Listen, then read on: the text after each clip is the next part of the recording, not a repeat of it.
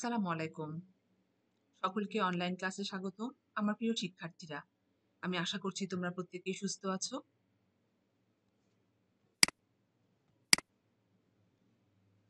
প্রথমে আমি আমার পরিচয় জানিয়ে দিই। আমি সহকারী শিক্ষক, police science school and college, Rangpur. আমার নাম জামিলা পারভীন। আমি আজকে তোমাদের ৪র্থ শ্রেণীর আমার বাংলা বই থেকে একটি পাঠ উপস্থাপন করব। আমার আজকের পাঠের বিষয় মহিষী রোকেয়া। এই সেই মহিষী রোকেয়া। আমরা প্রত্যেকেই এনার ছবি দেখেছি। ছবিতে এনাকে আমরা খুব ভালোভাবেই চিনি। শুধু তাই না, ইনি যে একজন গর্ব করার মতো একজন নারী আমাদের এই পুরো ভারত উপমহাদেশের, সেটাও আমরা অনেকেই জানি। মহিষী রোকেয়া। আমরা এখন পাঠে এসেছি দেখো। সে অনেকদিন আগের কথা, রংপুরের পায়রাবন্দ গ্রাম। সেই গ্রামে জন্ম হলো এক ফুটফুটে শিশুর। নাম তার রোকেয়া। রোকেয়ার ২ বোন আর ২ ভাই। বাবা জমিদার।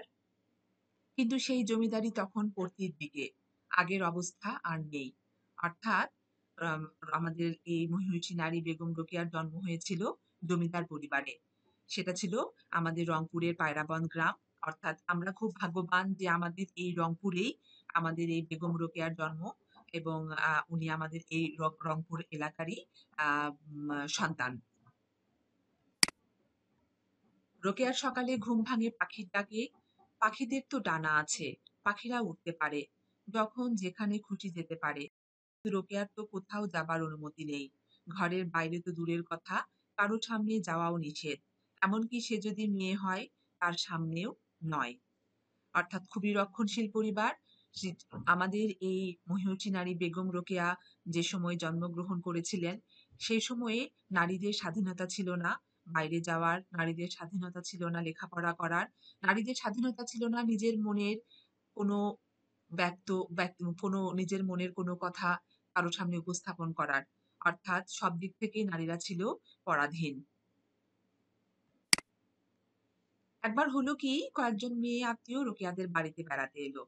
রোকেয়ার বয়স তখন ৫ বছর। ৪ দেয়ালের মধ্যে বন্দি রোকেয়ার তো খুশি হবার কথা।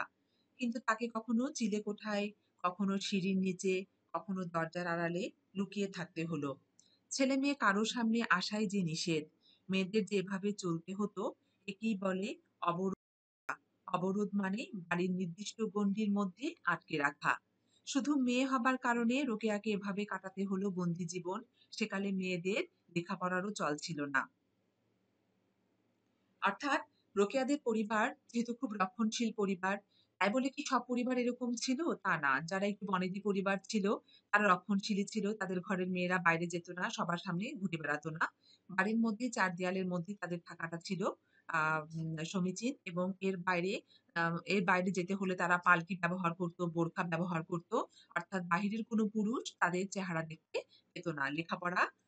লেখাপড়ারও চল ছিল না। যারা পড়ত তারা বাসায় পড়ত। বাড়িতে হয়তো মা মক্তবে পড়তো বা হুজুর রেখে বাসায় আরবি পড়তো। কিন্তু স্কুলে আমাদের মতো এমন স্কুলে পড়া, কলেজে পড়া এমনভাবে তারা আ পড়াশোনার বিষয়টাকে তারা উপলব্ধি করতে তখনকার সময়ে পারত না। আসলে তখন স্কুলে যেতেই দিতেন না অভিভাবকরা। রোকেয়া স্কুলে যাবেন কি করে? লেখাপড়ায় বা শিখবেন কিভাবে? আমি এখানে যে সময়ের কথা বলছি, সে সময় এখানে মুসলমানদের কথা বলছি। অন্য ধর্মাবলম্বী যারা ছিল তারা হয়তো বাইরে যেত। কিন্তু মুসলমান ধর্মাবলম্বী রক্ষণশীল পরিবারের মেয়েরা কখনোই বাইরে যেত না। স্কুলেও পড়াশোনা করতে যেত না। কিন্তু তিনি তো দম্বার পাত্রী নন। দম্বা মানে কি? থেমে থাকার পাত্রী নন। বাড়িতে কুরআন পড়া শিখলেন। উর্দুও শিখেছিলেন। কিন্তু বাংলা শেখার জন্যে তার মন ছটফট করতে লাগলো। রোকেয়ার বড় বোন করিমুন্নেসা, জ্যেষ্ঠ ভ্রাতা ইব্রাহিম সাবের। করিমুন্নেসা তার বড় ভাইয়ের কাছে লেখাপড়া শিখেছিলেন। ভাই-বোন দুজনেই রোকেয়াকে খুবই স্নেহ করতেন। এই ভাই-বোনের কাছেই রোকেয়ার যত আবদার। রোকেয়া লেখাপড়া করার কি অদম্য আগ্রহ! বড় বোনের কাছে তিনি বাংলা শিখলেন।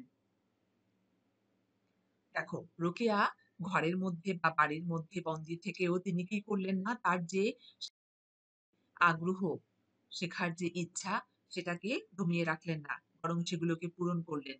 একে, একে তিনি কুরআন পড়া শিখলেন অর্থাৎ আরবি ভাষা শিখলেন, উর্দু শিখলেন, বাংলা শেখার জন্য ছটফট করছিল। তখন কি করলেন? আম আ করিমুন্নেসা তার বড় ভাইয়ের কাছে লেখাপড়া শিখেছিলেন। অর্থাৎ রোকেয়ার যে বড় বোন করিমুন্নেসা, তখন তো ছেলেরা লেখাপড়া করত। তো তার বড় ভাই ইব্রাহিম সাবের যেহেতু লেখাপড়া করতেন, তাই তার কাছে তার বড় বোন করিমুন্নেসাও লেখাপড়া শিখেছিলেন। তার বাংলা শিখেছিলেন। এবং সেখান থেকেই কি করেছিলেন, ভাই-বোন দুজনকেই এই করিমুন্নেসা এবং ইব্রাহিম সাবের দুজন মিলেই রোকেয়াকে খুব যেহেতু স্নেহ স্নেহ করতেন, তাই তারা রোকেয়ার সব রকম আবদার পূরণ করতেন এবং তার এই লেখাপড়া করার অদম্য আগ্রহ তারা পূরণ করেছিলেন। অর্থাৎ তিনি তার বোনের কাছে বাংলা শিখেছিলেন। এখানে দেখো ছবি দেখা যাচ্ছে। বেগম রোকেয়া সাখাওয়াত হোসেন মোমবাতির আলো জ্বেলে পড়াশোনা করছেন। সামনে বসা একজন ভদ্রলোক। সেই লেখাপড়াটা ছিল আরেক যুদ্ধ। রাত গভীর হলে ভাইয়ের কাছে শুরু হতো তার জ্ঞানার্জন। ওই যে দেখালাম মোমবাতির আলোতে ভাইয়ের সামনে বসে রোকেয়া কি করছেন? পড়ছেন। বাবা-মা যদি জেনে যায়। বাবা-মা তখন গভীর ঘুমে। সারা বাড়ি নিঝুম। মোমবাতি জ্বালিয়ে রোকেয়া বই খুলে বসেছেন। এ বই সে বই থেকে ভাই সাবের তাকে পাঠ দিচ্ছেন। জ্ঞানের জন্যে তৃষ্ণার্ত বোন রোকেয়া শিখছেন কত কিছু।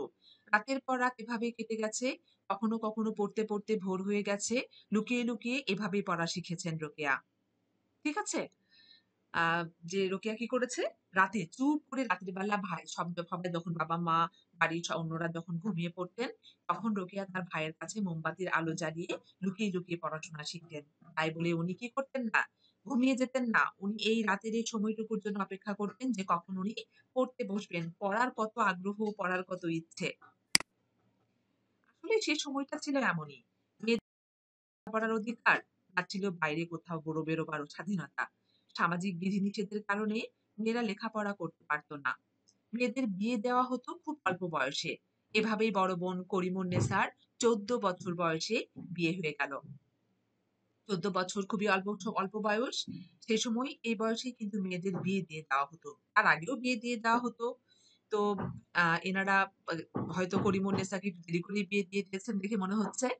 তো আমাদের এই বেগম রোকেয়া সাখাওয়াত হোসেন কেমন করে হলো? আমরা এরপরে গিয়ে পড়ি। রোকেয়ার বিয়ে হলো ১৬ বছর বয়সে। বেগম রোকেয়ারও বিয়ে হয়ে গেল। তার বড় বোনের বিয়ে হয়েছিল ১৪ বছর বয়সে। রোকেয়ার বিয়ে হলো ১৬ বছর বয়সে। স্বামী সাখাওয়াত হোসেন, স্বামী সৈয়দ সাখাওয়াত হোসেন। অর্থাৎ তার সৈয়দ পরিবারে বিয়ে হলো। যেহেতু তারা রক্ষণশীল এবং বনেদি পরিবার, সেরকম বনেদি পরিবার দেখেই রোকেয়ার বিয়ে দেওয়া হলো সরকারি চাকুরে। অনুসারে তার নাম হলো রোকেয়া সাখাওয়াত হোসেন। রোকেয়া এসে বেগম রোকেয়া সাখাওয়াত হোসেন হয়ে গেলেন। বিয়ের পর স্বামীর সঙ্গে শ্বশুরবাড়ি যাওয়ার পালা। স্বামীর বাড়ি ভাগলপুর পৌঁছে দেখলেন বাড়িতে সবাই উর্দুতে কথা বলেন। রোকেয়াও উর্দুতে কথা বলতে শুরু করলেন। কিন্তু বাংলা ভাষায় কথা না ব কিন্তু বাংলা ভাষায় কথা না বললে কি মনের স্বাদ মেটে? বাংলা ভাষাকে তিনি একদিনের জন্যও ভুলে থাকতে পারেননি। তিনি ওখানে শ্বশুরবাড়িতে কি করলেন? উর্দুতে কথা বলা শুরু করলেন। উর্দুতে কথা বলা শুরু করলেন। কিন্তু বাংলা ভাষা, তার যে শেখা প্রিয় বাংলা ভাষা, সেই বাংলা ভাষায় কথা বলা তিনি ভুলতে পারলেন না। বিয়ের মাত্র ১০ বছর পর রোকেয়ার স্বামী সৈয়দ সাখাওয়াত হোসেনের মৃত্যু হলো। এবার শুরু হলো রোকেয়ার আরেক জীবন। মুসলমান মেয়েরা তখন অনেক পিছিয়ে। লেখাপড়া করার স্কুল নেই। স্বামী কিছু অর্থ রেখে গিয়েছিলেন। স্বামীর মৃত্যুর পর কলকাতায় স্বামীর নামে তিনি মেয়েদের একটা প্রাথমিক স্কুল প্রতিষ্ঠা করলেন। শুরুতে এই স্কুলের ছাত্রী ছিল মাত্র ৫ জন। চিন্তা করা যায় মাত্র ৫ জন ছাত্রী। কিন্তু আস্তে ছাত্রীর সংখ্যা বাড়তে থাকলো। তিনি বুঝতে পারলেন কেন মুসলমান মেয়েরা এত পিছিয়ে? কত কথা তার মনে, কত কিছু বলবার ইচ্ছা। এবার তিনি বাংলা ভাষায় শুরু করলেন লেখালেখি। মনের কথা, মনের ভাবনা সব তুলে ধরলেন তার লেখায়। তার লেখা কয়েকটি উল্লেখযোগ্য বই হলো 'মতিচুর', 'অবরোধবাসিনী' ও 'পদ্মরাগ'। দেখো, এমন একজন মহিষী নারী যিনি ইউনিভার্সিটিতে পড়েননি, যিনি স্কুলে পড়েননি, যিনি কলেজে পড়েননি। শুধু বড় ভাই, বড় বোনের কাছে বাংলা লেখা শিখিয়ে, স্বামীর কাছে কিছু পড়া শিখিয়ে তিনি কি করলেন? নিজের নিজের যে আ পিছিয়ে পড়াটা, সেটা তিনি আগামী ভবিষ্যতের যে নারীরা ছিল, তাদের তাদের মধ্যে দেখতে চাইলেন না। তিনি নিজের চেষ্টায় স্কুল প্রতিষ্ঠা করলেন। আস্তে যখন বুঝলেন যে না, মেয়েরা পিছিয়ে পড়ছে, তখন তিনি তার লেখনির মাধ্যমে নারী জীবনের এই পিছিয়ে পড়াটাকে উপস্থাপন করতে শুরু করলেন। নারী জাগরণের অগ্রদূত এজন্যই কিন্তু তাকে বলা হয়।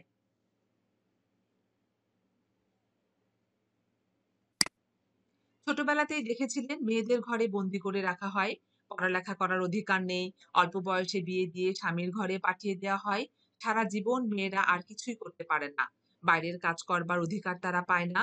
পড়ালেখা করে ছেলেরা। বাইরে কাজ করে ছেলেরা। মেয়েরাও যে মানুষ সে কথাই তারা প্রায় ভুলে যায়। রোকেয়া বুঝেছিলেন ছেলেদের যে অধিকার মেয়েদেরও তো সেই অধিকার থাকবার কথা। ছোটবেলা থেকেই তিনি ছেলেদের বাহিরে যাবার অধিকার, পড়াশোনা করার অধিকার সবকিছু দেখে মেয়েরা কেন পারবে না? মেয়েরা যে মানুষ তাদের কেন এই অধিকার থাকবে না? ছেলেদের পাশাপাশি চলার সেই অধিকারের কথা তিনি বারবারই মনে করেছেন এবং যে মেয়েদেরও পাওয়া উচিত এটাকে তিনি মনে প্রাণে লালন করেছেন। সেইটাকে বাস্তবে রূপদানের জন্য তিনি কি করেছিলেন? ভবিষ্যতের উঠে পড়ে লেগেছিলেন। রোকেয়া বলেছেন, "গরুর গাড়ির থাকে ২ টো চাকা। গাড়ি চলতে হলে চাকা দুটোকে সমান হতে হয়। একটা ছোট, আরেকটা বড় হলে সেই গাড়ি চলবে না। মেয়ে আর ছেলে হচ্ছে সেরকমই। ছেলেদের তুলনায় মেয়েরা যদি পিছিয়ে থাকে, সেই সমাজের কোনদিন উন্নতি হতে পারে না।" তিনি ১ম মেয়েদের অধিকার প্রতিষ্ঠার জন্য লড়াই করেছিলেন।